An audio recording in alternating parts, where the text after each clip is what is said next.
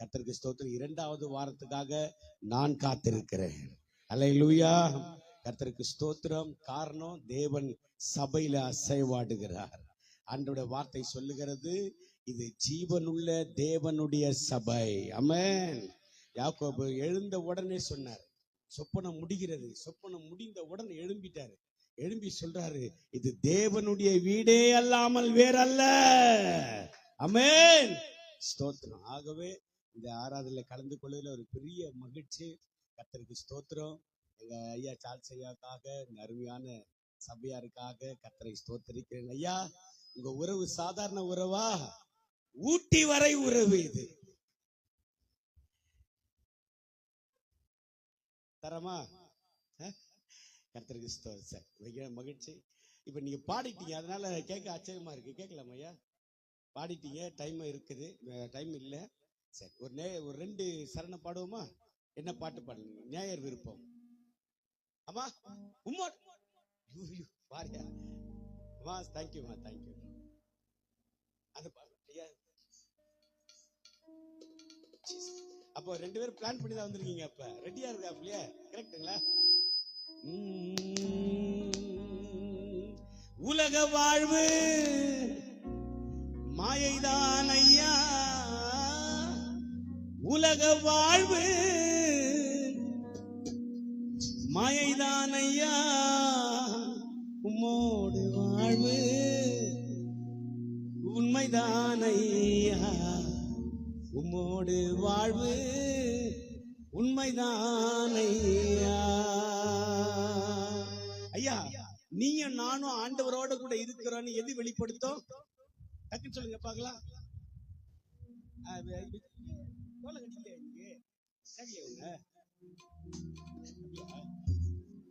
ஏன் டோல கட்டிக்கல?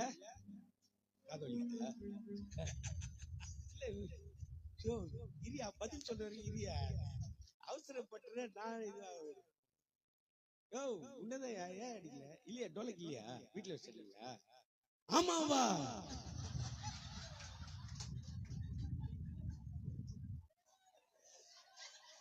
நிகழ்ச்சியோடு வர உண்மையிலேயே அந்த ஊர் மக்களை ரொம்ப பாராட்டணும்.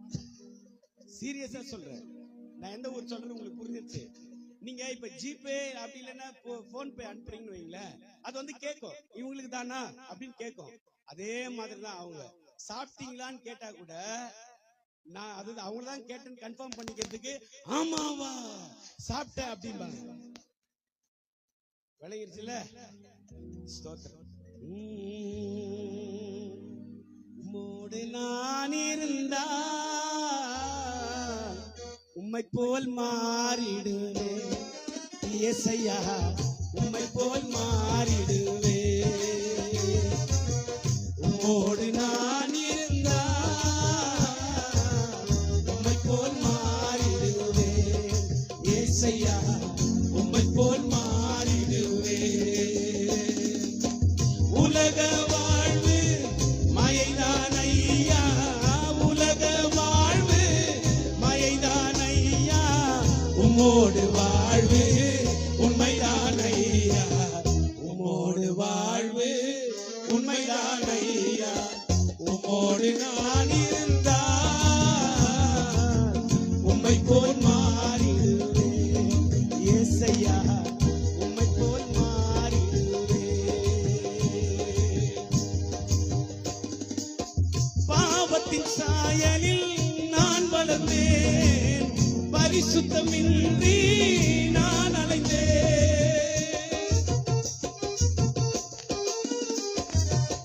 பாவத்தின் சாயலில் நான் வளர்ந்தேன், பரிசுத்தமின்றி நான் அலைந்தேன். என்னை தேடி வந்தீரையா, உம்மை போல் என்னையும் மாற்றிடவே. என்னை தேடி வந்தீரையா, உம்மை போல் என்னையும் மாற்றிடவே, உம்மை போல் என்னையும் மாற்றிடவே. உம்மோடு நான் இருந்தா உம்மை போல் மாறிடுவே இயேசையா, உம்மை போல் மாறிடுவே. உம்மோடு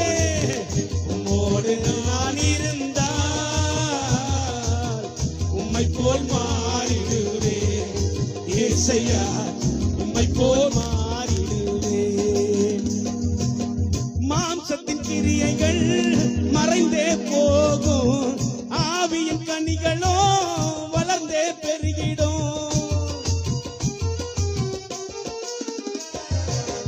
மாம்சத்தின் கிரியைகள் மறைந்தே போகும், ஆவியின் கனிகளோ வளர்ந்தே பெருகிடும். அதிசயானதினோ என் வாழ்வை தொடருமே, அன்பான தேவனே உமக்கே ஸ்தோத்திரம். அதிசயானதினோ என் வாழ்வை தொடருமே, அன்பான தேவனே உமக்கே ஸ்தோத்திரம். அன்பான தேவனே உமக்கே ஸ்தோத்திரம். உம்மோடு நான் இருந்தா உம்மை போல் மாறிடுவேன். ஏசையா உம்மை போல் மாறிடுவேன். உம்மோடு நான் இருந்தா உம்மை போல் மாறிடுவேன். ஏசையா உம்மை போல் மாறிடுவேன். மகிமையின் சாயல் அடைந்திடவே மறுரூபமாவே இமை பொழுதே.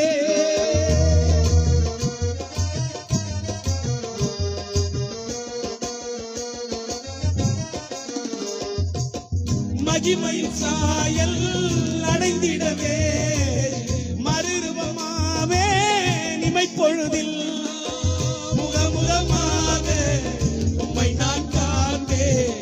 ஒன்றில் ஒன்றாக ஜொலிப்பவரே, முகமுகமாக உம்மை நான் காண்பேன்.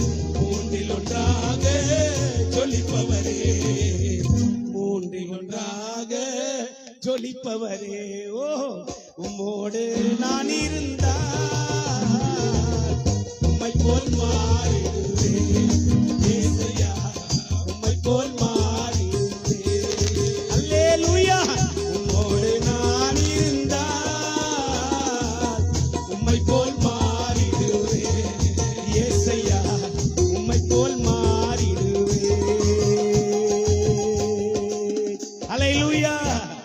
ஆண்டவருடைய பிள்ளைகளே, நீங்க கர்த்தரோடு இருக்கிறது எதை வெளிப்படுத்தும் சொல்லுங்க, டக்குன்னு சொல்லுங்க. நீங்க கர்த்தரோடு இருக்கிறீங்க அப்படிங்கிறது எதை வெளிப்படுத்தும்? எது சார் வெளிப்படுத்தும்?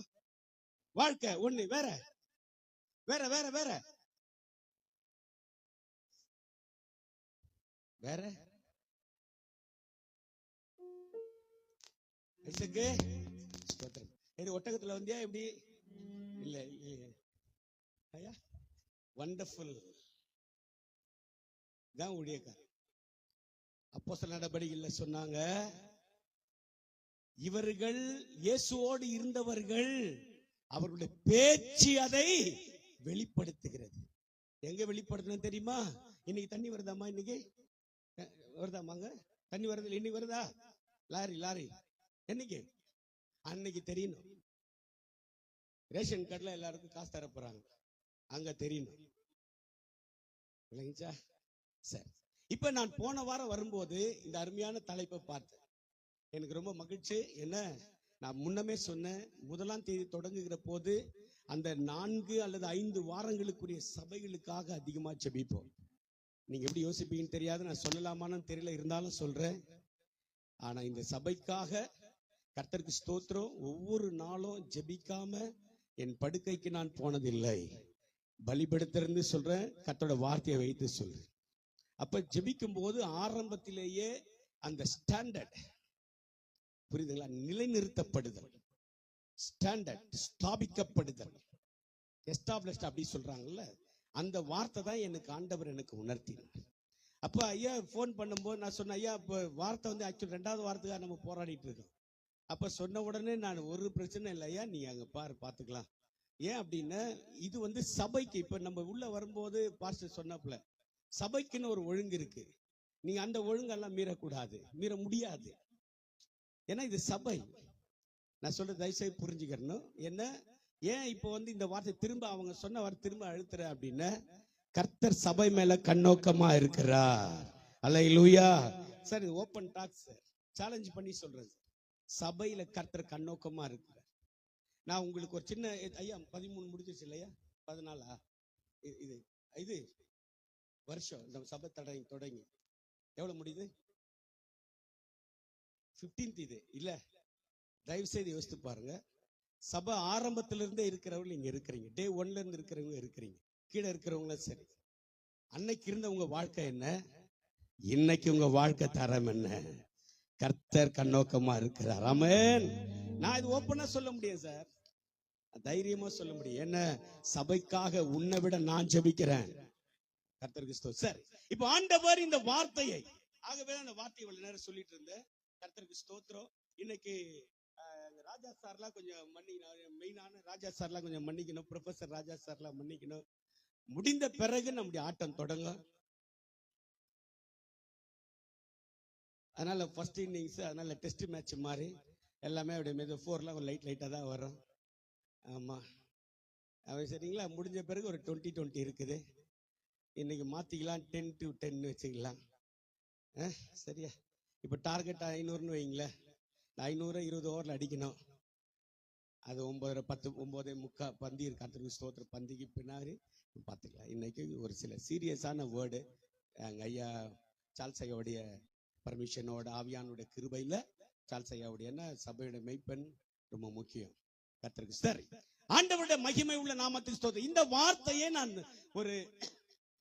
ஒரு 3-4 முறைக்கு மேல ஆவியில நான் உணர்ந்த ஒரு வார்த்தைங்க. வாசிக்க கேட்கலாம். 1 பேதுரு 5:10. 1 பேதுரு 5:10.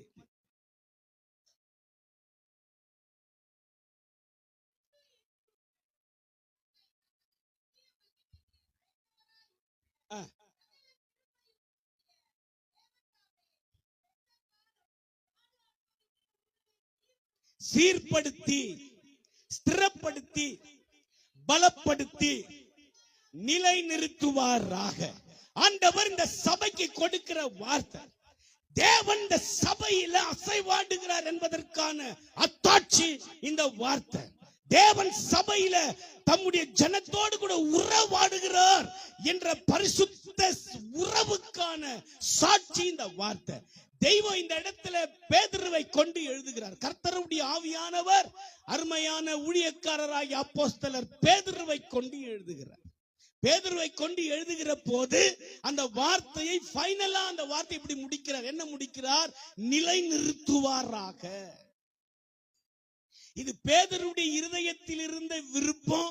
அதை ஆவியானவர் அவருடைய பரிசுத்த நாமத்துல உறுதிப்படுத்துகிறார். நிலை நிறுத்துவாராக. எங்கையெல்லாம் நிலை நிறுத்துவாராக, கேட்பாராக, வாழ்வாயாக, கோடா கோடியாய் செழித்திருப்பாயாக, பெருகுவாயாக அப்படின்னு எங்கெல்லாம் வார்த்தை வருகிறதோ அங்கையெல்லாம் மனிதர்கள் மற்றவர்கள் வாழ்ந்திருக்கணும்னு விருப்பத்தையும் ஜெபத்தையும் தெரிவிக்கிறாங்கன்னு அர்த்தம். அதுக்கு ஆதாரமாக தான் 1 யோவான் 3 யோவான்ல நம்ம வாசிக்கிறோம். பிரியமானவனே, உன் ஆத்மா வாழ்கிறது போல நீ எல்லாவற்றிலும் வாழ்ந்து சுகமா இருக்கும்படி வேண்டுகிறேன் அப்படின்னு இருக்கும். அதே போல சங்கீதம் 20:4 நீங்க வாசித்தீங்கன்னா, கர்த்தர் உமது ஆலோசனை எல்லாம் நிறைவேற்றுவாராக அப்படின்னு இருக்கும். இதெல்லாம் என்னன்னா, ஒரு மனிதன் இன்னொரு மனிதனையோ, ஒரு குடும்பத்தையோ, ஒரு சூழலையோ, ஒரு ஊழியத்தையோ மனதார ஆசீர்வதித்து ஜெபத்தோடு சொல்லுகிற வாழ்த்துரைகள். இவ்விடத்துல அந்த வார்த்தையை பரிசுத்த ஆவியானவராகிய தேவன் தம்முடைய ஊழியக்காரனை கொண்டு சொல்லும் போது சொல்ற, நிலை நிறுத்துவாராக. ஸ்தோத்திரம். அப்ப ஆண்டவர் நிலை நிறுத்துகிறவராய் இருக்கிறார். வேத வார்த்தை சொல்லுகிறது, நிலை நிறுத்துவாராக. உடனே நிலை நிறுத்திட மாட்டாரு. நீங்க தயவு செய்து புரிஞ்சுக்கணும். சபை விளங்கி கொள்ளணும், சத்தியத்தை விளங்கி கொள்ளணும். நிலை நிறுத்துதல் என்ற வார்த்தைக்கு என்ன அர்த்தம்? நிலை நிறுத்துறதுக்கு முன்ன என்னென்ன செய்து அதை செய்கிறார். ஒரு பில்லர் இருக்குன்னு வைங்க, ஒரு தூண் இருக்கிறது. இந்த தூணை நீங்கள் எங்க எப்படி கொண்டு வந்து நிறுத்துவீங்க? எப்படி நிறுத்துவீங்க ஐயா? ஐயா, தூண் எப்படி நிறுத்துவார் ராஜா சார்? எப்படி இருந்து முதல்ல என்ன செய்வீங்க? 1 2 வெரி குட். 3 அது பிறகு ஜல்லியை கொட்டிட்டு என்ன பண்ணுவாங்க? Very good. அது பிறகு அதுக்கான சைடு பலகை வைப்பாங்க. அது ஒரு 21 நாளோ அல்லது 29 நாளோ என்ற ஒரு ஒத்த இலக்கில ஒரு வார்த்தையை வைத்து, அவங்க என்ன பேசுறது வைக்கிறாங்கன்னு தெரியல, பாவம். 21 நாள் வைக்கணுங்க. ஏன் 22 நாள் வச்சா என்ன ஆயிடும்? இது ஒண்ணுமே இது வரைக்கும் எனக்கு புரியல சார். எனக்கு கரெக்டா 21 நாள். இந்த நாட்டு மருந்து விற்கிறவங்க அடிக்கடி சொல்லுவாங்க, 7 நாள் தொடர்ந்து குடிச்சேன்னு வச்சுங்க, என்னது 7 நாள் தொடர்ந்து குடிச்சா என்ன? ஏன் 8வது நாள் குடிச்சா 7 நாள் குடிச்சதெல்லாம் வந்துருமா வெளியே? அது தெரியவே இல்லை. சரி, அது பிரச்சனை இல்லை. அப்ப அந்த தூணை நிறுத்துறதுக்கு அநேக முறைகள், செய்முறைகள் இருக்கிறது. கர்த்தருக்கு ஸ்தோத்திரம். நாங்க இப்ப அந்த கொஸ்டின் இருக்குதான்னு தெரியல தமிழ்ல. செய்வினை என்றால் என்ன, செயல்பாட்டு வினை என்றால் இப்ப இருக்கா ஐயா? எங்க சகோதரன், என் ஃப்ரெண்டு சார்ல்ஸ் பேர் சொன்னா தெரிஞ்சுக்குவேன். என் ஃப்ரெண்டு, என் உயிர் நண்பன், ஸ்தோத்திரம். நாங்கெல்லாம் ஸ்கூல்ல ஒரே தட்டுல சாப்பிட்டவங்க. என்ன, ஒரு தட்டு தான் இருந்தது, அது வேற. சாப்பிட்டவங்க. அவன் எழுதுனா, செய்வினை என்றால் எங்க அப்பாவுக்கு எங்க சித்தப்பா செய்தார். எடுத்துக்காட்டு. அப்ப செயல்பாட்டு வினைக்கு இன்னொரு குறிப்பு எழுதுனா, அதே ஆளுகிட்ட நாங்க போய் எக்ஸ்ட்ரா காசு கொடுத்து அதை செய்யக்கூடாதுன்னு செஞ்சோம். இது செயல்பாட்டு வினை. சார், வித்தியாசம் ஆளுங்க சார். நம்ம தெரியலன்னா விட மாட்டான். நம்ம ஆளு தெரியல அப்படின்னா விட மாட்டான். அந்த கொஸ்டினுக்கு தான் 20 வரி எழுதுவான் ஆளு. அந்த தெரியலன்ற வார்த்தை. எதனால இந்த ஒரு ஒன்னும் இல்ல, அமிலம் எப்படி உண்டாகிறது அப்படின்னு கேட்டா போதும் சார். அமிலம் எதை கொண்டு செய்ய வேண்டுமோ அதை கொண்டு செய்து அமிலத்தை உருவாக்கி அந்த அமிலத்துக்கு இந்த பேர் விட்டு கடைசி வரைக்கும் என்ன பண்ணான்னு சொல்ல மாட்டேன். அப்படி வருதா கொஸ்டின்? பையன் மொழி என்ன மக அப்படி? இது நீ நல்ல டீப்பா யோசிச்சு போய் கரெக்ஷன் பண்றவங்களா, பேப்பர் கரெக்ஷன் பண்ற. ஐயோ, ராஜாராம் மோகன் ராய் பற்றி குறிப்பு வரைங்க எங்க ஹிஸ்டரியில. எத்தனை பேர் இருக்காருங்க ஹிஸ்டரி ஸ்டூடெண்ட்ஸ்? ஹிஸ்டரி ஆமா ஆமா, நீ ஹிஸ்டரியா? ராஜாராம் மோகன் ராய் குறிப்பு வரைங்கன்னா நம்ம என் ஃப்ரெண்டு எழுதுனா, அவனை பார்த்து நானும் எழுதுனா, அது வேற. ராஜாராம் மோகன் ராய் என்ற 4 பேரும் நல்ல நண்பர்கள். ஒரே ஆள் தான் சார். அவங்க 4 பேர் ஒண்ணும் இல்லையா? ஐயோ, அப்ப நான் ஃபெயில் ஆயிட்டேனா? இதான் நிலைமை. சரி, பிரச்சனை அது இல்ல. என்னன்னா, தூண்னா அப்படியே கொண்டு வந்து நிறுத்த முடியாது. இன்றைக்கு சபையில கர்த்தர் நிலைநிறுத்துவார் என்று எழுதியிருக்கிற வார்த்தையை நீங்களும் நானும் சுதந்திரிக்க வேண்டுமானால், முதலாவதாக என் ஆண்டவருடைய வார்த்தை சொல்லுகிறது, நீ சீர்படுத்தப்படணும். சீர்படுத்துதல் என்ற வார்த்தைக்கு பர்ஃபெக்ஷன், அதர்வைஸ் பர்ஃபெக்ட். இன்னைக்கு சபையில அது இருக்கணும். எதுக்கு இங்க மாரடிக்கிறாங்க? எதுக்கு இங்க சாட்டை எடுக்கிறாங்க? எதுக்கு இங்க கம்ப எடுக்கிறாங்க? இப்ப பார்த்தாலும் இதே வேலைங்க பாஸ்டருக்கு. உன்னை சீர்படுத்தணும் சார், வேற வழி இல்ல சார், வேற வழி இல்லையே. நீ சீர்படுற ஆளம் இல்லையே. நீ வினோதமா ஊதனா கூட ஆட மாட்ட. நீ புரிஞ்சிச்சு உங்களுக்கு? அப்ப செவிட்டு விரியனா இருந்தா என்ன செய்வார் தெய்வம்? சீர்படுத்துவார். சீர்படுத்துதல் எதுல சீர்படுத்தணும் பாருங்க. ரொம்ப அழகா வார்த்தை தேவன் நமக்கு எழுதி கொடுத்திருக்கிறாரு. கர்த்தருக்கு ஸ்தோத்திரம். ஆமோஸ் தீர்க்க தரிசன புத்தகம் 9:12 ஒரு வார்த்தை இருக்கு. எடுத்து வாசிக்கலாமா? ஆமோஸ் 9:12. ஆமோஸ் 9:12. தேங்க்யூ மகன்.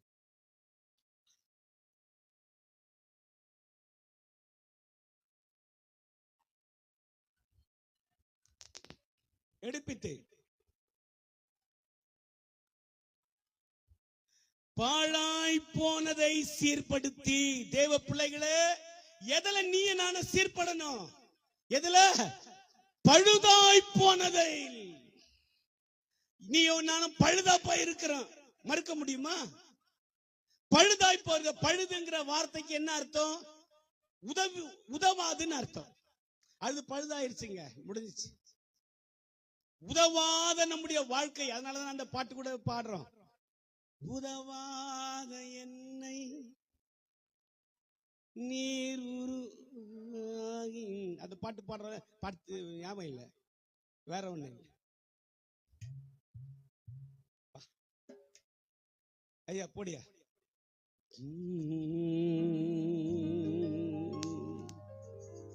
First chance போடையா.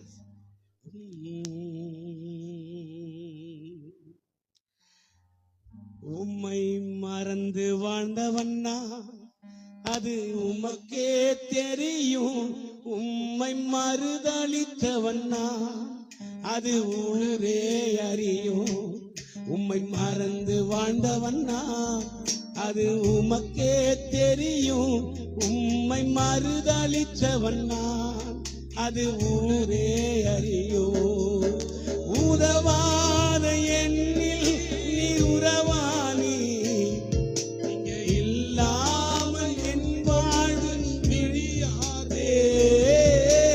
உதவாத எண்ணில் நீர் உறவானி, நீங்க இல்லாமல் என் வாழ்வு விடியாதே. நீங்க இல்லாம என் பொழுது விடியாதே. நீங்க இல்லாம என் உலகம் விடியாதே. தேவகுமாரா தேவகுமாரா என்ன நினைச்சிடுங்க. தேவகுமாரா தேவகுமாரா கொஞ்சம் நினைச்சிடுங்க. உடைந்த பாத்திரம் நான் அது உமக்கே தெரியும். தேவன் பயன்படுத்துகிறீ, இது யாருக்கு புரியும்? உடைந்த பாத்திரம் நான் அது உமக்கே தெரியும். தேவன் பயன்படுத்துகிறீ, இது யாருக்கு புரியும்?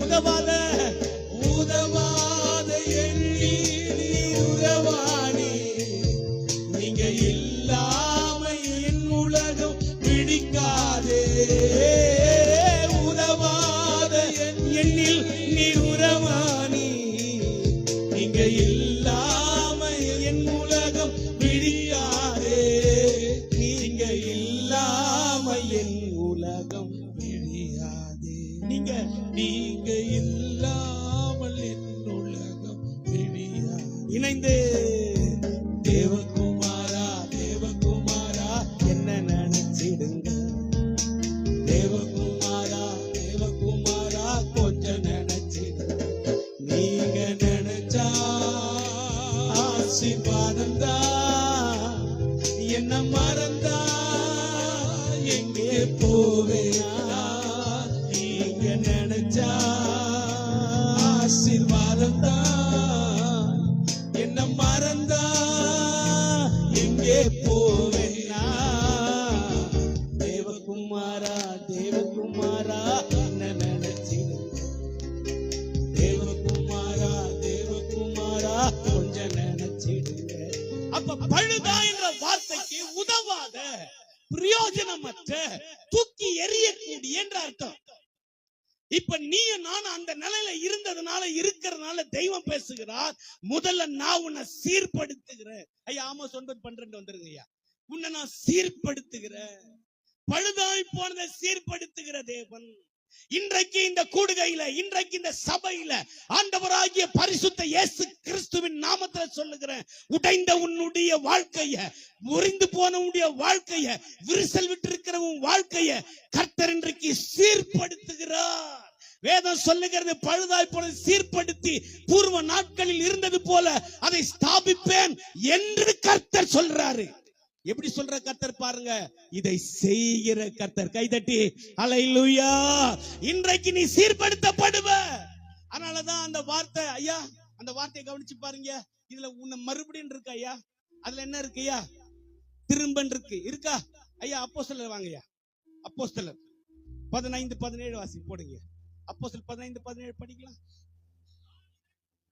பின்பு திரும்பி வந்து, ஐயா கவனிங்க, படிங்க. ஆஹா, மறுபடியும் வந்துருச்சுங்களா? மறுபடியும் வந்துருச்சா? நான் உன்னை ஒரு கேள்வி கேட்கிட்டா, சபையார ஒரு கேள்வி கேட்கிட்டா, வித் பாஸ்டருடைய பர்மிஷனோட, காலையில சபைக்கு குடும்பமா வரம, சண்டை இல்லாம வரமா? இன்னும் கிளம்பலையா? இன்னும் பைக் எடுக்கலையா? இன்னும் தலை வாரலையா?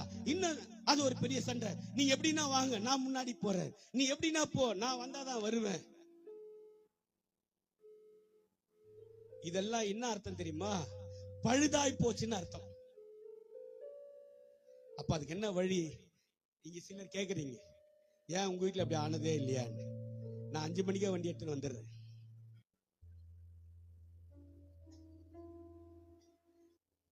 அப்ப நைட்ல அவங்க தூங்கின பிறகுதான் போவேன். இந்த முட்டியெல்லாம் கொஞ்சம் வீங்கி இருந்தது ஐயா. அதை பார்த்துட்டு ஒரு தம்பி கேட்கிறாப்புல, ஐயா உங்க மிஸ்ஸஸ் டீச்சரான்னு கேட்கிறாயா. முட்டி வீங்கி இருந்த பார்த்து இப்ப கை நீட்டு அடிப்பாங்கல்ல அப்படின்னு நினைச்சிட்டேன். அது நடக்குது, அது வேற சொல்றேன். அது சபைக்கு தெரியக்கூடாது இல்லையா. இங்க மறுபடியும் தெய்வம் பேசுறாரு இந்த இடத்துல. அப்போஸ்தலர் நடபடிகள்ல லூக்காவை வைத்து பேசுறாரு. இது எழுதுனது லூக்கா. அந்த வார்த்தை பாருங்க, பழுதாய் போனவைகளை மறுபடியும். அங்க வந்து திருமண வாஸ்தவம் ஐயா, இங்க மறுபடியும் உங்க ஆண்டவர் உங்களுக்கு சபை கொடுத்த வார்த்தை. நான் மறுபடியும் அந்த மறுபடியத்தை இன்றைக்கு கர்த்தர் நிலைநிறுத்துகிறார். அல்லேலூயா. ஆண்டவருடைய பிள்ளைகள் மிக கவனமா இருக்கணும். அப்ப காலையில இப்படிப்பட்ட சூழ்நிலை வரக்கூடாது, நைட்ல இப்படிப்பட்ட சூழ்நிலை வரக்கூடாது. என்ன பண்ண தெரியுமா? உங்களுக்கு ஒரு அற்புதமான, உங்களுக்கு தெரிந்த விஷயத்த ரகசியமா திரும்ப சொல்றேன். அதுக்குதான் இரவும் சரி விடியற் காலமும் சரி குடும்ப ஜெபம் பண்ணணும். குடும்பமா உட்காரும் போது நமக்கு நாமே நம்ம தேவ சமூகத்துல இருக்கிறோம். கோபப்படக்கூடாது, எரிச்சல் அடையக்கூடாது, கசப்பு வேண்டாம். ஆண்டவரே கணவர் ஆசீர்வதியும், ஆண்டவரே மனைவி ஆசீர்வதியும், பிள்ளைகள் ஆசீர்வதியும், ஆண்டவரே என் தாய் தகப்பன் ஆசீர்வதியும் சொல்லி ஜெபித்துட்டு நீ வரும்போது உன் கூடாரம் நிலைநிறுத்தப்படும். அல்லேலூயா. இது முதல் பகுதி. அப்ப ஆண்டவர் என்ன செய்யறாரு? சீர்படுத்துறார். உன்னை நிலைநிறுத்துறதுக்கு முன்ன, உன்னை கர்த்தருக்கு ஸ்தோத்திரம், உன்னை நிலைநிறுத்துறதுக்கு முன்ன, உன் நிலையில உன்னை நிறுத்துறதுக்கு முன்ன முதலாவது கர்த்தர் உன்னை சீர்படுத்துகிறார். இது முதல் பகுதி. இரண்டாவது இன்னொரு வார்த்தை அங்க ஐயா அங்க வந்துருங்க. 5:10 வந்துருங்க. 1 பேதுரு 5:10. 1 பேதுரு 5:10 பார்த்துட்டு ஸ்திரப்படுத்தின ஒரு வார்த்தை இருக்கு பாருங்க. இருக்குங்களா? சீர்படுத்தி, ஸ்திரப்படுத்தி. கர்த்தருடைய வார்த்தைக்கு ஸ்தோத்திரம். ஸ்திரப்படுத்துறார் தெய்வம். ஸ்திரப்படுத்துதல். இந்த ஸ்திரப்படுத்துதல்ன்ற வார்த்தை இருக்கு இல்லையா, இந்த வார்த்தைக்கு என்ன டெபினிஷன் தராங்கன்னா வாசிக்க கேட்கலாம். 2 கொரிந்தியரின் புத்தகம் 1:21. ஸ்திரப்படுத்துதலுக்கு என்ன வேணுமோ அதை கர்த்தர் தராரு பாருங்க. அதுக்கு முன்ன உன்னை அபிஷேகம் பண்றது முன்ன கர்த்தர் என்ன செய்யறாருன்னு பாருங்க. கிறிஸ்துவுக்குள் ஸ்திரப்படுத்தி அபிஷேகம் பண்ணினவர் தேவனே. தேவ பிள்ளைகளே, ஸ்திரப்படுத்துவதற்கு தேவன் என்ன செய்கிறார்னா, தேவ ஜனம் விளங்கிக் கொள்ளணும், அபிஷேகம் பண்ணுகிறார். உன் மேல எதுக்கு அபிஷேகம் இருக்குது? கை தட்டிட்டு போறதுக்கா? நாங்கெல்லாம் வந்து சபையில் அந்நிய பாஷை பேசுவோம் அப்படின்னு மாறு தட்டுறதுக்கா? அது வரம். அந்த வரத்தை சபை பெற்றிருக்கிறது. ஆண்டவர் இங்க சொல்றாரு, பவுல கொண்டு சொல்றாரு, ஸ்திரப்படுத்துகிற தேவன். அதுல நீ ஸ்டாண்டா இருக்கணும்ங்கிறதுக்கு என்ன செய்யறாரா? அபிஷேகம் பண்ணுகிறார். பழுதாய் போயிருந்த என் வாழ்க்கையை எடுத்து சீர்படுத்தி, அந்த சீர்படுத்தின சிரசில கர்த்தர் அபிஷேகத்தை ஊற்றுகிறார். இன்னைக்கு உன் தலைமையில இருக்கிற அபிஷேகம் உன்னை கர்த்தருடைய கிருபையில நிலைநிறுத்துறதுக்கான 2வது படி.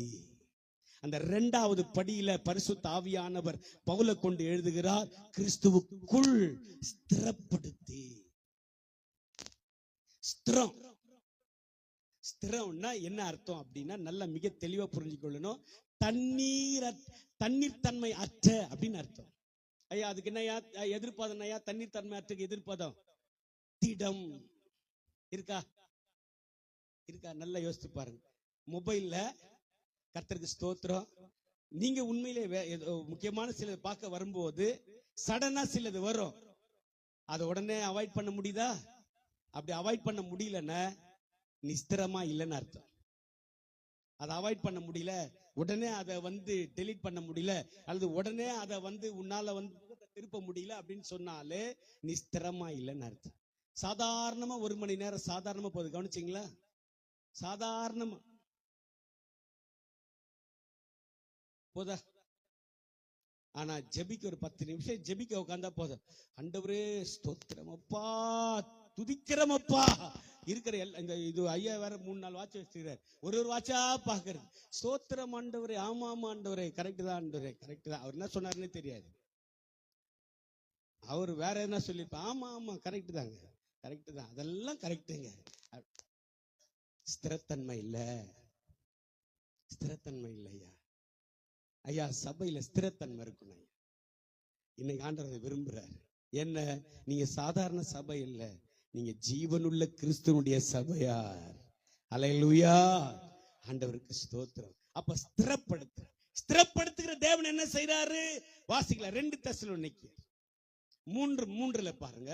ஸ்திரப்படுத்துற ஆண்டவர் என்ன செய்யறாரு பாருங்க. 2 தெசலோனிக்கேயர் 3. உண்மை உள்ளவர் ஸ்திரப்படுத்தி தீமை நின்று விலக்கி காத்துக் கொள்ளுவார். ஆண்டவருடைய பிள்ளைகள் மிக கவனம். அதனாலதான் அன்றைக்கு யாபே ஜெபிக்கும் போது ஜெபித்தார், ஆண்டவரே உம்முடைய கரம் என் மேல இருந்து தீங்குக்கு என்ன விலக்கி பாதுகாத்துக் கொள்ளுன்னு ஜெபம் பண்ணாரு. 1 யாபே ஜெபிக்கும் போது ரொம்ப வலியான ஒரு ஜெபம், வேதாகமத்தில் இருக்கிற வலியான ஜெபத்துல அதுவும் ஒண்ணு, ரொம்ப ரணத்தோட செய்யப்பட்ட ஜெபத்துல அதுவும் ஒண்ணு. ஆண்டவரே தீங்கு என்ன துக்கப்படுத்தாதபடிக்கு அதற்கு என்னை விலக்கி காத்தருளோன்னு யாபே ஜெபம் பண்ணார. அந்த ஜெபம் வேதாகமத்துல கண்ணீரின் ஜெபத்துல, வலியின் ஜெபத்துல ஒரு பட்டியல்ல அதுவும் ஒண்ணு. அவர் சொல்லும் போது தீங்குக்கு என்ன விலக்கி ரட்சியும், தீங்குக்கு என்ன விலக்கி பாதுகாத்துக் கொள்ளும். இவ்விடத்துல இதே பவுல் எழுதுகிறார், தெசலோனிக்கே சபைக்கு எழுதுறாரு, கர்த்தருக்கு ஸ்தோத்திரம், அவர் உங்களை ஸ்திரப்படுத்திட்டார்னா தீமை நின்று விலக்கி காத்துக் கொள்ளுவார். அல்லேலூயா. இந்த தெசலோனிக்கேயர் இது எல்லாமே ஒரே சர்க்கிள்ல இருக்கு சார். கிரீஸ்ல இருந்து நீங்க அங்கங்க ஒரு 300 கிலோமீட்டர் 400 கிலோமீட்டர் தூரத்துல தான் இது எல்லாமே இருக்கு. நான் கிரீஸ் போயிருந்தப்ப அந்த பாஸ்டர், தமிழ் பாஸ்டர் தான், அவர் என்ன கேட்டார், நீ எத்தனை லாங்குவேஜ் பேசுவீங்க அப்படின்னு கேட்டார். எத்தனை மொழி பேசுவீங்க? நான் சொன்னேன், ஒரு மொழி பேசுவேன். அப்ப எது கை இப்படிலாம் தூக்குனீங்க? இல்ல உனக்கு தெளிவா தெரியணும் இல்லையா? என்ன மொழி? தமிழ் பேசுவேன். அப்படியா சார்? ஆனா சொல்லிட்டு சொன்னேன், ஆனா எல்லா மொழியிலும் பாடுவேன் அப்படின்னு. எல்லா மொழியிலும் பாடுவீங்களான்னு? ஆமா. அவர் ஒரு லத்தீன் ஏதோ சொல்லிட்டு, பிரெஞ்சு லத்தீன் ஏதோ சொல்லிட்டு, ஸ்பானிஷ் சொல்லிட்டு, ஸ்பானிஷ்ல ஒரு பாட்டு பாடுங்களேன் பார்க்கலாம். நீங்க உண்மை சொல்ற பொய் சொல்ற நான் கண்டுபிடிக்கிறேன். பாடுன அல்லேலூயா அல்லேலூயா. இது ஸ்பானிஷ்ல. அப்ப அல்லேலூயாக்கு ஸ்பானிஷ்ல என்னன்னு கேட்டேன்.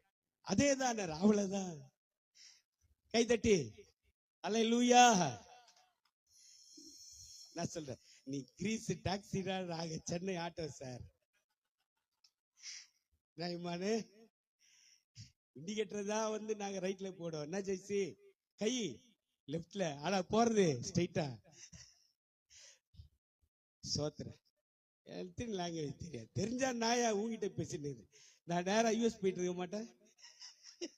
சரி, அப்ப ஆண்டவர் இவ்விடத்துல தீமை நின்று காத்துக் கொள்ளுகிறார். இப்ப ஆண்டவர் உன்னை நிலைநிறுத்தணும்னா இதெல்லாம் செய்யறார். அதுக்குதான் உன்னிடத்துல பட்சமா பேசுறார். வேதத்துல ஒரு அழகான ஒரு வார்த்தை, நயங்காட்டி பயில் கட்டி அவர் உன்னை அழைத்தார்னு ஒரு வார்த்தை இருக்கு. நயம் காட்டுறதுனா என்ன? பயில் கட்டுறதுனா என்ன? நயம் காட்டுறதுனா என்ன ஐயா? ஆசை காட்டுறது. ராஜா சார், நயம் காட்டுறது எங்க ஐயா தான். ஐயா சாந்தையா, தயவுசெய்தியா நம்பி சொல்லிட்டேன் உங்களை. நயம் காட்டுறதுனா என்னங்கய்யா?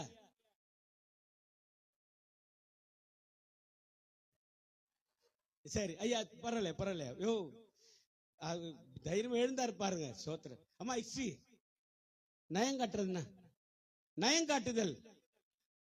அம்மா ஆசை காட்டுறதா? நயம் காட்டுறதுன்னு ஆசை காட்டுறதுன்றதை விட அப்பா காட்டி, அதாவது ஒரு டைலாக் ஒன்று சொல்லுவாங்க, ஒருத்தனை நீ ஏமாத்தணும் அப்படின்னு சொன்னா அவனுக்கு ஆசையை தூண்டணும் அப்படிம்பாங்கல்ல, அதுதான் சார் நயம் காட்டுறது. கரெக்டா சொல்லிட்டீங்க ஏறக்குறைய. இது இன்னொன்னு, நயம் காட்டுறது இன்னொரு விஷயம். ராஜா சார் அடிக்கடி கண்டிப்பா யூஸ் பண்ணி இருப்பாரு. ஏன்னா திருப்பு அவர் தான் இருக்கிறாரு. அவரு ஆமா இல்ல, அப்புறம் நம்ம இமான் இருக்காரு. அதனால நீங்க யூஸ் பண்ணிருப்பீங்க, நீ மட்டும் பாஸ் ஆயிட்டுனா உனக்கு அப்படியே நான் கார் வாங்கி தரேன், இந்த எக்ஸாம்ல 100 மார்க் எடுத்துட்டீங்கன்னா உனக்கு பைக் வாங்கி தரேன். சோத்திரம், தேங்க்யூ மகனே, ஆண்டவன் ஆசை. இது ஒரு நயம் காட்டுதல்.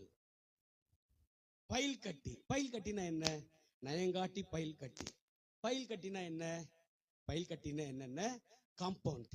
வேற யார்கிட்டயும் உன்னை விட்டுறாம அப்படியே உன்னை சேர்த்து நீ அங்க போயிடாம நீங்க வந்துடாம அப்படியே கத்திரண்டே இருக்கிற ஆண்டவர் சொல்றாருல.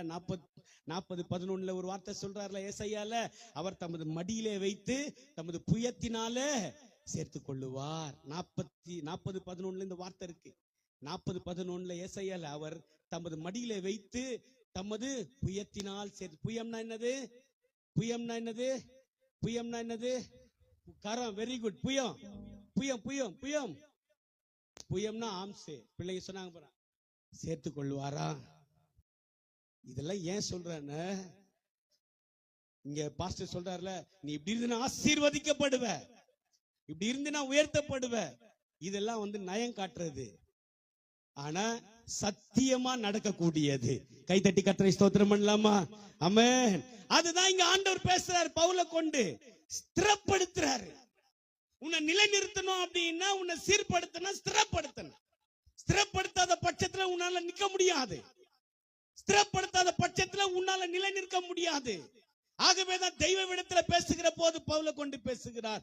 ஸ்திரப்படுத்தி அபிஷேகம் பண்ணுகிறார், ஸ்திரப்படுத்தி தீமை நின்று உன்னை விலக்கி பாதுகாக்கிறார். 2. மூன்றாவது ஒரு வார்த்தை ஐயாங்க வந்துருங்க. 1 பேதுரு 5:10 வந்துருங்க. மூன்றாவது ஒரு பலப்படுத்தி, தெய்வத்துக்கு மகிமை உண்டாவதாக பலப்படுத்தி. உங்களுக்கு ஒரு அற்புதமான ஒரு ரகசியம் சொல்ல நான் ஆவியில உணர்த்தப்படுறேன். வாசிக்கலாம். லூக்கா எழுதின சுவிசேஷம் 22:43. லூக்கா எழுதின சுவிசேஷம் 22:43.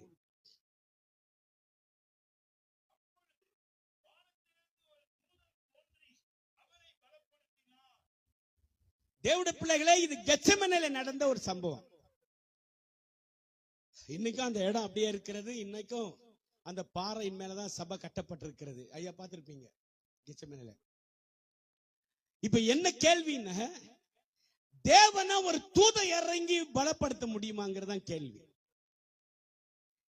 அவரால சிருஷ்டிக்கப்பட்ட, அவரால உருவாக்கப்பட்ட, அவரால கொண்டு வரப்பட்ட தேவ தூதன், அது வேதம் அப்படிதான் சொல்லுது. தூதன் தோன்றி அவரை கர்த்தரை பலப்படுத்த முடியுமா? சர்வ வல்லமையுள்ள தேவன், அவர் தேவன். அவர் சொல்ல ஆகும், அவர் கட்டளையிட நிற்கும். அவருடைய பயங்கரத்துக்கு முன்ன ஒருவனை நிற்க முடியாது. அவர் யுத்தத்தில் வல்லவர், இவர் பயங்கரமான பராக்கிரமசாலி. ஆகவேதான் எரேமியா சொல்லும் போது சொல்றாரு, கர்த்தரோ பயங்கரமான பராக்கிரமசாலியாய் என்னோடு கூட இருக்கிறார் என்று வேதம் சொல்லுகிறது. ஆகவேதான் பரிசுத்த வேதம் சொல்லுகிற போது, இந்த யுத்தம் உங்களுடையதல்ல, யுத்தம் கர்த்தருடையது. ஏனெனில் யுத்தத்தில் அவரே வல்லவர். அப்படிப்பட்ட கர்த்தரை ஒரு தூதன் பலப்படுத்த முடியுமா என்ற கேள்வி. இந்த கேள்விக்கு என்ன பதில் தெரியுமா? மிக தெளிவா சபையார் விளங்கிக் கொள்ளுங்க. அந்த தூதன் இறங்கி ஆண்டவரை வலுப்படுத்தினான், பலப்படுத்தினான்றதுக்கு அர்த்தம் என்ன தெரியுமா? அந்த தூதன் இறங்கி சொன்னானா, ஆண்டவரே, இது உம்மை தவிர யாரும் செய்ய முடியாது. அல்லேலூயா. நாங்க செய்ய முடியுமா? முடியாது. மனுஷன் செய்ய முடியுமா? முடியாது. அப்படியே செய்ய துணிந்தாலும் பிரயோஜனம் இல்லையே. உங்க ரத்தம் மட்டும்தான் மனு குலத்தை மன்னிக்கும். உங்க ரத்தம் மட்டும்தான் மனு குலத்தை சுத்திகரிக்கும். உங்க வல்லமை மட்டும்தான் மனுஷனை மீட்கும் என்று சொன்னான் என்பதுதான் சரித்திரம். பலப்படுத்து. சரி, இப்ப ஆண்டவர் உன்னை என்ன நிலை நிறுத்த அவர் நம்மளை பலப்படுத்துறார். பலப்படுத்தும் போது ஒரு அற்புதமான ஒரு காட்சியை பல ஆயிரம் முறை நீங்க படித்திருப்பீங்க. 41:10 ஏசாயில கர்த்தர் எழுதும் போது எழுதுறார், நீ பயப்படாத, நான் உன்னோடு கூட இருக்கிறேன்னு சொல்லிவிட்டு ஒரு வார்த்தை சொல்வாரு, உன்னை பலப்படுத்தி சகாயம் பண்ணுவேன். ஸ்ட்ரென்தன். உன்னை என்ன ஸ்ட்ரென்தன் பண்றதுக்கு தேவன் பண்ணிட்டு பலப்படுத்திட்டு என்ன செய்யறாரா? தேவ ஜனமே, தேவனுடைய சபையே, உனக்கு சகாயம் பண்ணுகிறார். ஆண்டவர் உன்னை நிலைநிறுத்துக்கு முன்ன என்னென்ன செய்யறாரு பாருங்க. 3 விதமான தன்மைகள் அங்கு இருக்கிறது. இந்த 3 விதமான தன்மைகளும் கர்த்தருடைய ஆவியானவர் சபைக்கு இன்றைக்கு கொடுக்கிறார். நான் ரொம்ப ரொம்ப ஓபனா பண்றேன். அன்னைக்கு 30ஆம் தேதி நான் பெங்களூர்ல இருந்தேன். 30ஆம் தேதி ஒரு பிரதிஷ்டைக்காக நான் பெங்களூர் போயிருந்தேன். கர்த்தருக்கு ஸ்தோத்திரம். என்னையா ஒயிட் ஃபீல்டா?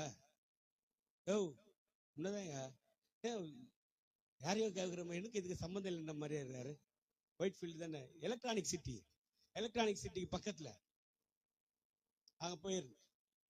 30ஆம் தேதி அங்க போய் ஆண்டோட சமூகத்துக்கு ஸ்தோத்திரம். அந்த பிரதிஷ்டை முடிச்சுட்டு உட்கார்ந்துட்டு இருந்தேன். எனக்கு 2:15 திரும்ப பஸ். நான் 12:30 முடிஞ்சிருச்சு. என்ன ஒரு அறையில ஒரு காஃபி கொடுத்து உட்கார வச்சிருந்தாங்க. அப்ப நான் சபையாருக்காக ஜெபம் பண்ணிட்டு இருந்தேன். ஏன்னா நாளைக்கு சண்டே அடுத்த சண்டே ஃபர்ஸ்ட் சண்டே. அப்போ எனக்கு தெரியாது, ஆக்சுவலி நான் ஃபர்ஸ்ட் சண்டே வரும்னு தெரியாது. ஆனா ஜெபம் பண்ணிட்டே இருக்கு. ரொம்ப தெளிவான ஆவியில உணர்ந்தது. மிக தெளிவா எலக்ட்ரானிக் சிட்டி பக்கத்துல இருக்கிற அந்த அந்த வீட்டுல, அந்த சகோதரி வாங்கி இருக்கிற வீட்டுல மிக தெளிவா உணர்ந்தது. என் பிள்ளைகள் சகாயத்தை தேடி அங்காங்கே அலைகிறார்கள். ஆனா நானோ அவர்களை பலப்படுத்தி சகாயம் பண்ணுகிறவர். மகளே, நீ சகாயம் தேடி ரொம்ப அலைஞ்சிட்ட மகள். மகனே, உதவியை தேடி ரொம்ப அலைஞ்சிட்ட. கர்த்தர் மேல உனக்கு நம்பிக்கை இருக்கு, நான் மாற்றி சொல்லல. நீ கர்த்தர் மேல நம்பிக்கை இருக்கு, விசுவாசம் இருக்கு. ஆனால் அந்த நெருக்கடி உன்னை வேற யாராகிலும் எங்க இருந்தாலும் ஒரு உதவி வந்துடாதா என்று ஏங்கின குடும்பங்கள் உள்ளே இருக்கிறது. சார், உனக்கு தான் சார் கர்த்தர் பேசுறார். அம்மா, உனக்கு தான், எனக்கு தான் கர்த்தர் பேசுறாரு. இன்னைக்கு ஆண்டவர் என்னை நிலைநிறுத்தருக்கு முன்பாக எனக்கு பலப்படுத்தி சகாயம் பண்ணுகிறார். அல்லேலூயா. கர்த்தருக்கு மகிமை உண்டாவதா. இது ஒரு பலம். இன்னொரு பலத்தை குறித்து வேதம் சொல்லுகிறது. 147 சங்கீதம் 13 வசனம். சங்கீதம் 147 13. சங்கீதம் 147 13.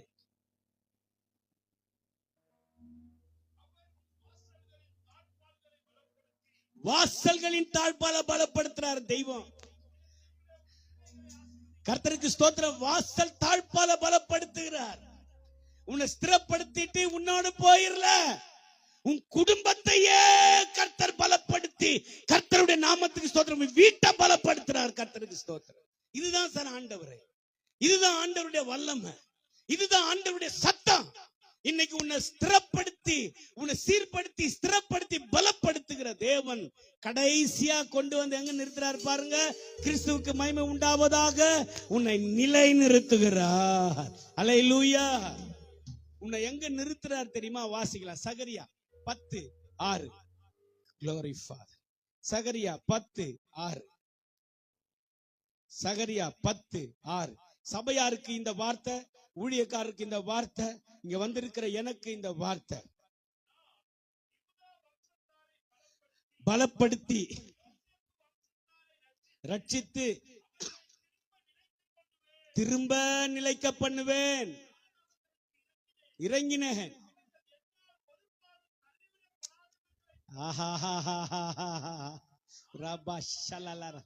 கர்த்தர். ஆமென். கையில தட்டி எல்லா தெய்வத்தை ஸ்தோத்திரம் பண்ணலாமா? ஆமென், ஆமென், ஆமென். சார், கர்த்தர் உங்களுக்கு இறங்கிட்டார். பாஸ்டர்யா, கர்த்தர் மேல இறங்கிட்டார். பாஸ்டர்யா, சபை மேல கர்த்தர் இறங்கிட்டாரு. அப்ப இறங்கினா என்ன செய்வாரா? செவி கொடுப்பார். கைதட்டி அல்லேலூயா. இதுதான் கர்த்தர். உன்னை நிலைக்க பண்ணுகிற கர்த்தர். உன்னை நிலை நிற்க வச்சுட்டு எங்க போயிருவாரு? எங்கேயும் போக மாட்டாரு, உனக்குள்ளே வாசம் பண்ணுவார். புரியுதா? நிலை நிறுத்துற இவ்வளவு பெரிய சப்ஜெக்ட். கர்த்தருக்கு ஸ்தோத்திரம். இன்னைக்கு ஒவ்வொருவருக்குள்ள தெளிவை கர்த்தர் உண்டு பண்ண. இன்னொரு ஒரு சின்ன குறிப்பு மட்டும் கொடுத்து, ஐயா தலையாட்டுறார். எங்க ஐயா தலையாட்டிட்டார், பிரச்சனை இல்லை. ஐயாவே தலையாட்டிட்டார், அப்ப பிரச்சனை இல்லை. ஒரு அற்புதமான ஒரு குறிப்பு உங்களுக்கு முன்ன வைக்க விரும்புறேன். 10:3. சகரியா 10:3. சகரியா 10:3. விரோதமாக மூண்டது தண்டித்தேன். உங்களை சொல்றாரு பாருங்க ஆண்டவர். ஆண்டவர் உங்களை என்னைய சொல்றாரு பாருங்க. யூதா அப்படின்னா துதிக்கிற, நம்ம துதிக்கிறோமா கர்த்தரை? துதிக்கிற உன்னை என்னைய பார்த்து, துதிக்கிற சபையை பார்த்து கர்த்தர் சொல்றாரு, யூதா வம்சத்தார் ஆகிய விசாரித்து அவர்களை யுத்தத்திலே தமது சிறந்த குதிரையாக நிறுத்துவார். கைதட்டி உன்னை எப்படி நிறுத்துவார்? சிறந்த குதிரையா நிறுத்துவார். ஆமென். நிறுத்துவார். ஐயா, சப்ஜெக்ட் வந்துருச்சு. ஐயா, நம்ம எதை பேசணுமா? ஐயா, இது பற்றி கார்த்தியா என்ன பேசணுமா? மணி என்ன பேசணுமா? ராஜா என்ன பேசணுமா? குதிரையுடைய சுபாவம் என்ன தெரியுமா? குதிரையுடைய சுபாவம் என்ன? படுத்து தூங்காது. அதனாலதான் ஐயா நாங்க ஒரு சேர்லயே உட்காந்து தூங்குறோம். படுத்து தூங்காது. போர் அல்லது அந்த சத்தம் வந்த உடனே குதிரையுடைய சுபாவம். சார், குதிரை பற்றி உனக்கு எப்படி தெரியும்னா, நாங்கெல்லாம் அங்கேயே இருந்தவங்க. இதோ எங்க ஐயாவை கேட்டு பாருங்க. என்ன சால்சையா பக்க அங்கதான் எங்க நண்பர்கள், எங்களுடைய PhD அங்க ப்ரொஃபசர்ஸ் எல்லாமே அதே இடத்துல சரி வேணாம், டீப்பா போவேன், டைம் இல்லை. குதிரையுடைய சுபாவம் அது நின்றுட்டே இருக்கும், கண்ணை உறங்குற மாதிரி இருக்கும். அவன் காலையில ட்ரெயினர் வருவாங்க, ட்ரெயினர் வந்து அப்படின்னு ஒரு தட்டுவாப்ல, தான் தொடையில தட்டுவார், டக்குன்னு விழிச்சிட்டு அது போயிட்டு கொஞ்சம் ரெடி ஆகிட்டுலாம் வர சார். என்ன ஒரு வேகமா ஓடிட்டு இருக்கிற குதிரை என்ன வீரியத்துல இருக்குமோ அதே தன்மையில இருக்கும் சார். அது நான் 5 மணிக்கெல்லாம் போயிடும் வேற ரேஸ் கோர்ஸ்க்கு, 5 மணிக்கெல்லாம் போறோம், 5:30 அப்பெல்லாம். ஜபத்துக்கு எழுந்துக்கிறேன் 5 மணிக்கு அப்படின்னு என்ன கேட்டீங்கன்னா அது தலையை தான் நான் குனியணும். குதிரையோட சுபாவம். இன்னைக்கு ஆண்டவர் அப்படிதான் சபையை எழுப்ப விரும்புறார். உன்னை எதுக்கு ஆயத்தம் பண்ண தெரியுமா? யுத்தத்துக்கு. அல்லேலூயா. மாம்சத்தோட ரத்தத்தோட இல்ல, வானமண்டல பொல்லாத சேனையோட யுத்தத்துக்கு. அந்த யுத்தத்தை நடத்துகிறவர் கர்த்தர், சேனையின் அதிபதி உனக்கு முன்பாக நிற்கிறார். இன்னைக்கு உன்னை நிலை நிறுத்துவார். அப்படியே தேவ சமலம் அர்ப்பணிக்க போகிறோம். தேவடைய ஊழிய பாஸ்டரை நம்ம ஜபத் நடத்த போறாப்புல, தம்பியோட பாஸ்டரோட இணைந்து நம்ம அர்ப்பணித்து ஜெபிக்கணும். சீர்படுத்தி, ஸ்திரப்படுத்தி, பலப்படுத்தி நிலை நிறுத்துவார்.